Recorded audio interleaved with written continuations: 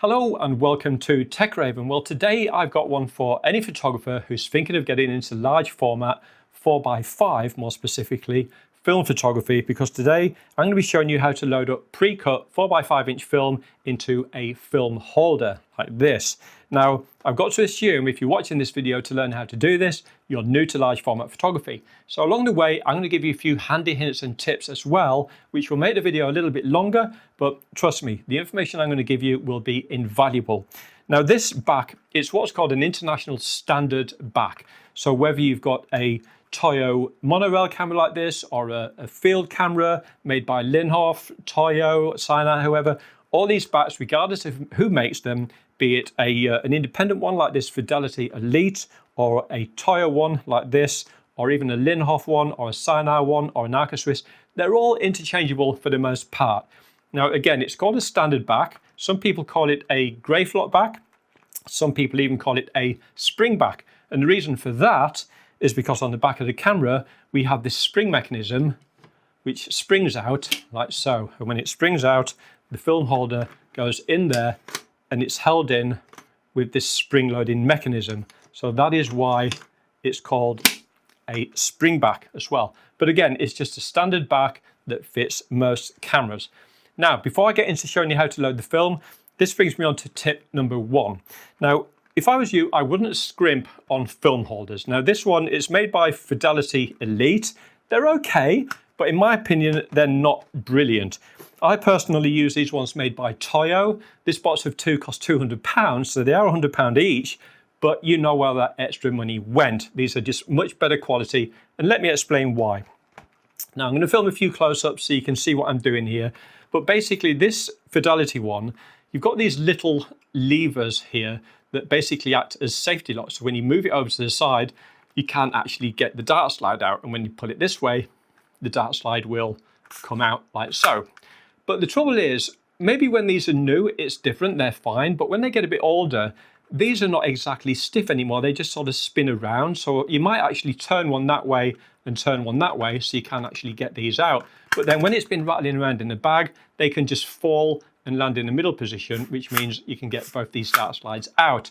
So that's the first thing. Now the Toyo ones, the two little levers here, they're really stiff. So once you actually turn it, they're not going to move. So you can't get those dart slides out at all. And then when you turn them back to the middle position, again, they're stiff, allowing you to remove the dart slides. As you can see, there's a sheet of film in here. Where is it? In that side, compared to that side that doesn't. Obviously it's been exposed, so I'm not going to be able to use that now. So that's one reason. The next reason with these ones is when you actually pull the dart slide out to load the film, this little bit here, it just flaps. It doesn't stay in place. So when you've actually loaded your film into position and it's in, you've got to hold that shut with your thumb while you push the dart slide back in, because if you don't, it can basically just stay open like so, and the dart slide will go under it and it's flapping around, and you will end up getting a light leak going in there if you forget to do that. Or sometimes it will just kind of catch on the edge like that and the dart slide isn't all the way in. So you have to hold it shut with your thumb while you do it. The Toyo ones, on the other hand, when you actually pull the dart slide out, you open this up, put the film in, and then it clicks. Like so it just clicks shut, so you don't have to hold it while putting the dart slide back. That's the second reason. Third reason, when you open the dart slide on this one, you've got this little circle cut out, which is designed for you to put your fingernail under when you're removing the film in a darkroom. But this little circle, they're not cut very deep. It's just it's a fraction of a millimeter. So when you go to get the film out, there's hardly anywhere for you to get your thumbnail or fingernail under that to actually take the film out. Whereas with the Toyo one, if I open this up, the circle there, it's cut deeper. It's probably about double the depth of that one. So you've got a lot more room to get your thumbnail or fingernail under to take the film out. So it's much easier to do that as well. And also, just finally on these ones, I just find that when you take the dart slide out and go to put them back in, they can jam a little bit and be a little bit stiff and sticky to get them in. I mean, they're okay once you get used to them, but the way they slide in at the beginning, they can stick a little bit, whereas the Toyo ones, when you take these out, they're very smooth, and when you put them back in, they just go in nice and smoothly. I mean, listen to that. That's just really silky smooth compared to this one. You know, it's just doesn't sound as good. So these, they feel better, more substantial. So that's tip number one. You know, again, these Fidelity Elites, they're okay on a budget, but I would rather spend the extra money and get these Toyo ones. They're just so much better in quality. So that's tip number one. So as I've already mentioned, the film looks like this. It's 4x5 because the camera's 4x5, so it's actually 4x5 inches. That's how it looks when it hasn't been exposed, and this is how it looks when a negative has been developed. So that's a developed one there. So obviously I've taken this out of a box and I can't use it now because it's been exposed to light. So that's not going to be any good. So I've just taken it out for demonstration purposes. So again, that's what the film looks like undeveloped, and that is the negative when it has been developed. So that brings me on to the actual film. Now, when you buy film, this is a box of Fomapan. It's black and white, 100 ASA, and this comes in boxes of 25. Now, I'm based in England, so I'm just going to give the company a quick plug that I bought this from. It's a company in Bristol called Bristol Cameras. I like to buy film from them because you can actually get these in boxes of 25. And there's not many places that sell it in 25 that I could find. This other box that I've got here came as a box of 50. But this one from Bristol Cameras is a box of 25, and in the UK it's about £28. So it's good to buy 25 sheets instead of 50 sheets. Now obviously when I do the demonstration, it's all got to be done in pitch black, in a dark room or the darkest room in the house. On the back of the box here, it does actually say open in dark room only. Now it doesn't have to be a dedicated photographic dark room, it just has to be a dark room. But it does have to be very dark, like blacked out. So if you don't have a dedicated dark room, before you take your film out of the box, now let me just show you how it looks. When you open the box up, inside, you basically got the film in a dark bag. This is a light sealed bag. This is how it comes. And just for further reference, I've got this box here from Ilford. Now I like these Ilford boxes because when you take the actual lid off here, you've got another box inside it, like so, which has got your film in it. So this actually goes onto there like that, and then with this gap open here, you put it into the box like so. So it's actually like a three-way box. So I really like those.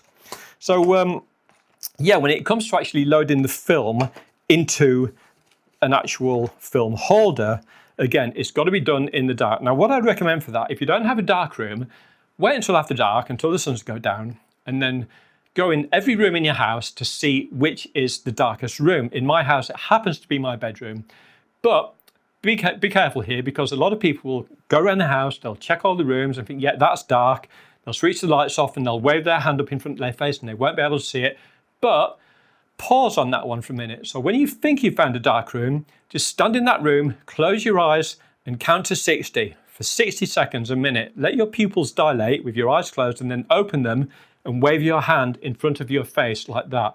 And you'd be surprised, you know, if you look around the room after your eyes have acclimatized and your pupils have dilated, you'd be surprised that even a little sliver of moonlight coming in through a crack in the curtains can light a room, which means when you take the film out of the box, it's going to actually fog it and it would potentially ruin your photographs. So just make sure that the room really is blacked out, and after a minute, put your hand in front of your face, wave it around. You shouldn't be able to see it at all.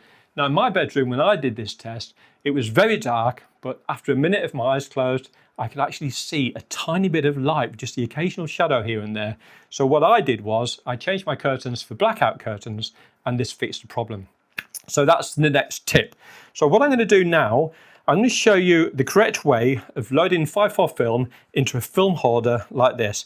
And remember, this has got to be done in a blacked out room. So you don't want to go opening up your box of film with the lights on, and you'd be surprised at how many people that are getting into 5.4 photography make the mistake of doing this, especially people that are used to shooting on 35mm film and medium format. Because with 35mm and medium format, of course, you can load your film into the cameras in broad daylight because you've actually got the backing paper on medium format, or with 35mm, it's in the cassette. But when people move up to this, they open the box and they take the bag out and they basically take the film out in broad daylight, load it into the film holders and go off and take pictures and then wonder why they got no photographs, because once you've actually taken this out and exposed it to light, it's just totally whitewashed and it's not going to be able to record any information. Again, you'd be surprised at how many people do that. So make sure you do this, what I'm about to demonstrate, in a totally blacked out room. Okay, so without further ado, let me show you how to load film into a film holder. Okay, so the first thing you should do before loading a piece of 5.4 film like this is to remove the data slides off both sides, actually, because you're probably going to be putting 2 pieces of film in there. And then using a blower brush like this, what you want to do is just basically go through the grooves and just make sure there's no dust particles anywhere in here. Just sort of clean those out like so. And again, same for these dart slides. Just give them a blow on both sides and make sure there's no dust anywhere to be seen. And then once you've done that, you can pop the dart slides back into the film holder. And just plonk this one in this side.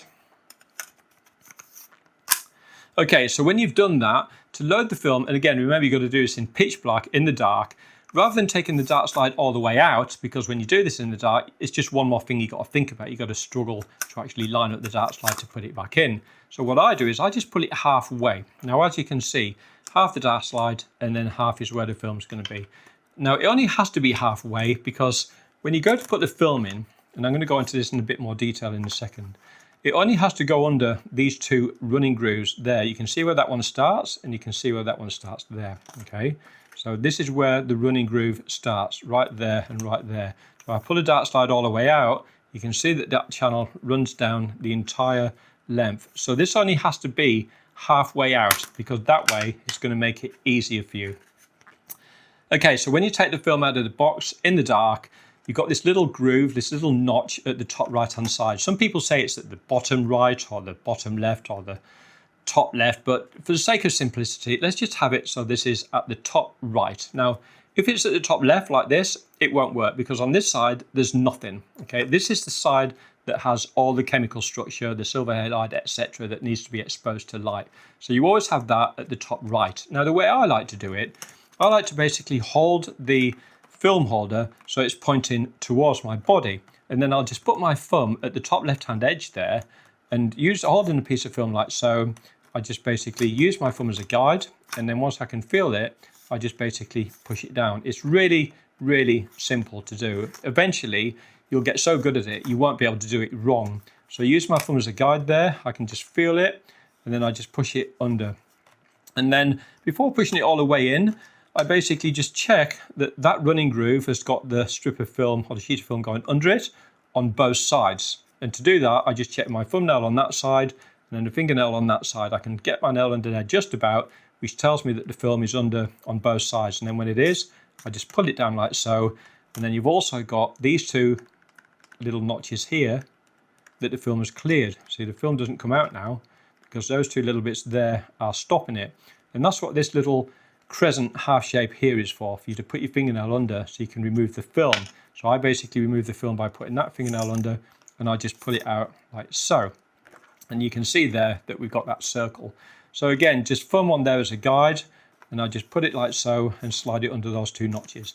Now what you can do, waste a sheet of film so you can practice with it, and just when you're sitting there watching TV in the evening, you know, just actually practice putting that in and out like so. Just practice doing that, pushing it all the way down. I can feel there that it hasn't gone under that groove properly, so I'm just going to actually remove that, take that out, again putting it in to make sure it goes under both grooves, using your fingernail on that side and that side to make sure it's gone under these, and then just pull it forward, using your thumbnail to check to make sure it's cleared both these here. Snap that shut, and that should just snap shut without any effort, and then you can close the dart slide. Again, that doesn't require any effort at all. Now, I'm going to do it wrong so I can show you the worst case scenario, okay? So out comes the film. Now, if you go to put it in and it doesn't go under both channels, now I've just done this on purpose, okay? That now it's cleared this right-hand channel, it's underneath that, but it's over the top on that side. I hope you can see that there. Okay, now what will happen is when you go to slide it all the way down, you'll see it won't go evenly. You can see at the top, it's cleared this one, but it hasn't cleared that. So I can clearly see that it's gone under that groove, but not that side. So I can feel my fingernail, yeah, that's under, but here my nail is going over the top. And if I use my thumbnail there, yes, there, no. Now, if you try and close it like this, that won't close as easily. You've got to give it a little bit more pressure. And when you close the dart slide, you've got to actually force it quite hard to go, okay? Now, the trouble with that is, you might think that's all okay, but then when it's in the camera and you go to take your picture, you remove the dart slide, you'll see that there's little lumps in the film because it's not actually flat down here. There's a few millimeters of air underneath that, so it's not sitting perfectly flat, which means it could affect your focus. So it's important to make sure it goes under both those grooves, like so, and then just do that. Okay, just going to remove that and show you one more time. Again, thumb there as a guide, and just to run it underneath both the grooves, like so. Okay, again, doing it with clean hands, you don't want any oily hands or anything like that. And then the dart slide goes in like so, and you can just turn that so it's locked. Now, once you're ready to take the picture and your camera lens is all closed down and you put this in the camera and you remove the dart slide and you take the picture, you just got to remember that when you put the dart slide back, we've got two sides here. We've got the black side and we have the sort of grey side, or some of them might be white. So when you put the dart slide back in, after you've taken a picture, just make sure that you put it with the black side like so, and then lock it off so it won't come out. So that way you've got the black telling you that it's been exposed, whereas on that side, that grey section there is telling you that that has not been exposed, and you've still got a negative in there or a transparency ready to take a picture. So again, that's just my variation on how I do it. Try various methods, because some people, you know, they like to do it different ways. You know, some people will basically have it so that instead of the film is coming down towards them like that, they might prefer to do it at an angle like that. Some people might prefer to do it left-handed from this way. But whatever way you decide, just sit down in front of the TV when watching the movie or something and just practice putting it in and taking it out. See, that went over the groove on the left-hand side. It didn't go in properly because I'm rushing it now. Thumb as a guide underneath both of those, put it down, make sure it's cleared that and that, check with your thumbnails on both sides, snap it shut and put the dart slide back in. But again, don't take the dart slide all the way out, just pull it halfway like so, and then remove the film like that. Thumb up here as a guide, underneath both the channels, make sure it clears that bit, and there, snap that shut, and push the dart slide in, and then just lock it off so it won't accidentally open. Okay, so that brings me to the end of the video. I hope you liked this tutorial and the tips and tricks that were in it. If you did, maybe I'll see you in the next one. Until then, bye for now.